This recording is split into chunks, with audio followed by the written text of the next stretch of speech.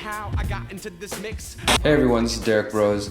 Today I want to talk with you about a controversial topic which I personally have never done a video about. I've written about it in my book, but I haven't done any articles or really talked about it because it's a controversial topic.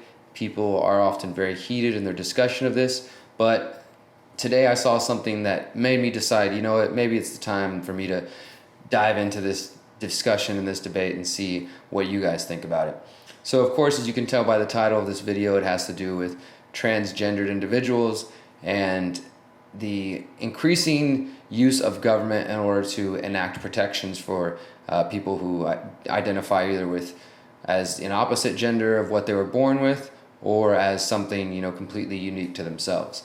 But let's get into this story. So I found this written by the Washington Post, and it's in reference to a new change to the New York City human rights law, which now requires, this is from the law itself, requires landlords and all businesses and professionals to use an employee, tenants, customers, or client's preferred name, pronoun, and title, regardless of the individual's sex assigned at birth, anatomy, gender, medical history, appearance, or the sex indicated on the individual's identification. Most individuals and many transgendered people use female or male pronoun titles. Some transgender and gender nonconforming people prefer to use pronouns other than he, him, his, her, she, her, his, such as they, them, theirs, or Z, here.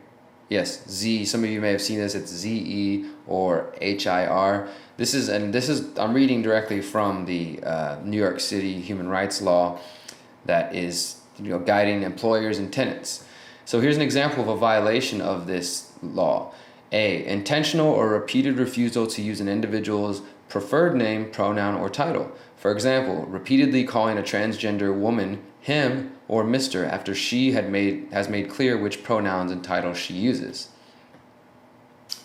So it says that covered entities, landlords, businesses, etc. may avoid violations of the NYCHRL by creating a policy of asking everyone what their preferred gender pronoun is so that no individual is singled out for such questions, and by updating their systems to allow all individuals to self-identify their names and genders. They should not limit the options for identification to male and female only. So the New York City human rights law is saying that people, businesses are going to have to change all of their systems to allow people to put him, her, Z, it, unsure, whatever they want to identify. According to the city, quote, refusal to use a transgender employee's preferred name, pronoun, or title may constitute unlawful gender-based harassment. And this is where it gets interesting. He writes, the label harassment is important here because harassment law requires employers and businesses to prevent harassment by coworkers and patrons and not just by themselves or their own employees. This is particularly well established for harassment by coworkers, but it has also been accepted for harassment by fellow patrons. So here we go. So an employer or business that learns that its employers or patrons are refusing to use a transgender employee's preferred pronoun or title would have to threaten to fire or eject such people unless they comply with the city's standards. So if one of your fellow employees decides that they want to be known as it or whatever, and someone decides they don't want to call them that, the state is now using their guns to allow employers to fire that person. So it would be taken as harassment. And of course, under harassment laws, you can be sued. And I'm not saying that there isn't legitimate harassment that happens to the gay, lesbian, queer, and trans community. Definitely, people still in 2016 are closed-minded and ridiculous. But I guess my main point here, the reason I'm concerned with this, is that I'm seeing an increasing trend for people want to use the force of state, unfortunately, to try to protect themselves, And yes, this is similar to what we've seen in the past. People are saying this is like the fight for against racism. This is the fight for gay rights, etc. This is the new fight, the fight for trans rights, transgender protections. And I agree, people need to be protected, and idiots out there shouldn't attack or abuse people or call them horrible names because they identify as something different than you might believe so. But again, the problem is when we want to go to use the force of the state, which is collectively is empowered by all of our tax money. If you're paying taxes, I don't pay taxes. They're taking from you through the theft of taxation, and then they're using that to build cages, to pay police off, and then to create laws like this that force you to go along with their views. Now, he continues to write here, the federal government is taking the view that existing federal bans on sex discrimination also in effect ban gender identity discrimination, and the New York analysis would equally apply to that view. And the Equal Employment Opportunity Commission has already taken the view that it is illegal under federal law to persistently call employees by pronouns that correspond to their anatomical sex but not their gender identity.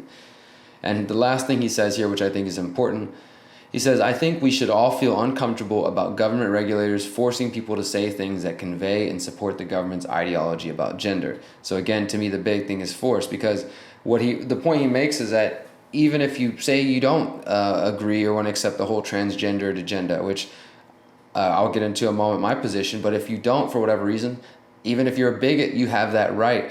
But now the government is saying, well, we'll back up somebody if you refuse to call them by the proper pronoun, and you have to call them Z or here or whatever, which obviously is sort of politicizing the gender identity debate by saying, okay, if you call somebody Z, then you accept that there are more than two genders.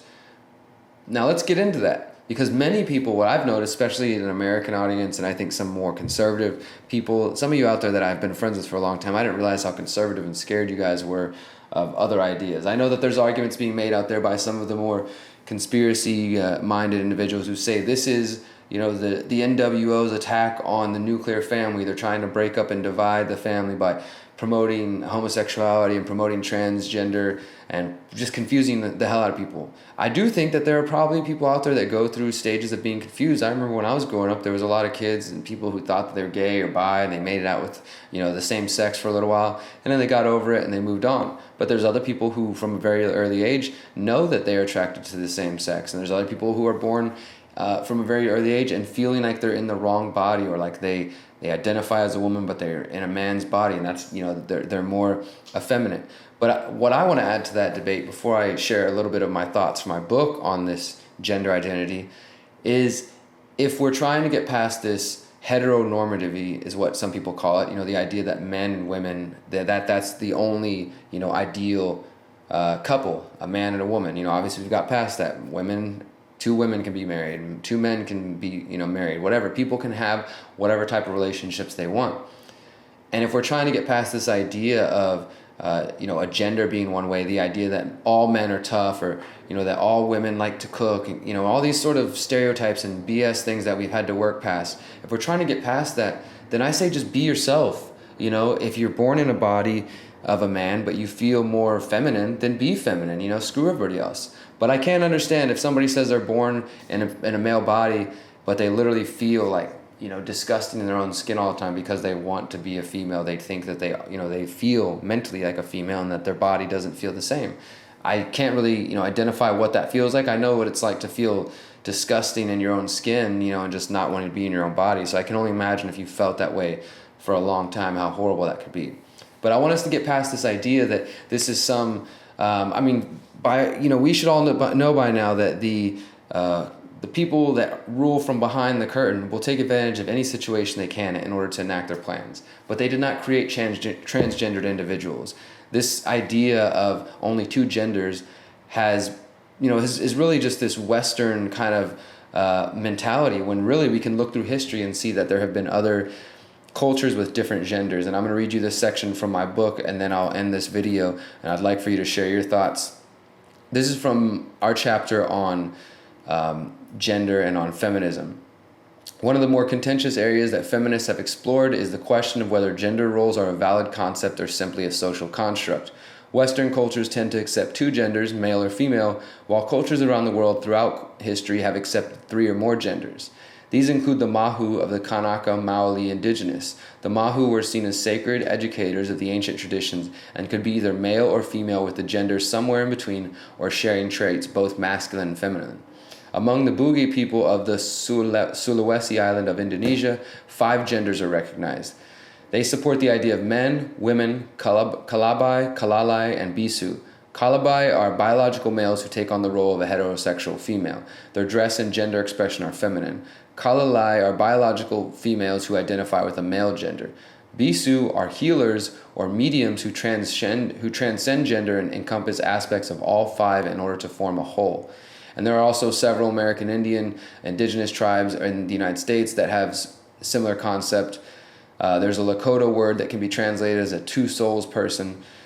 And the winkte are an important part of the spiritual community. The Navajo also have a similar concept, which could be translated as one who constantly transforms. And these roles that come with genders, these are imposed on each gender according to certain qualities that are deemed acceptable and those that are not.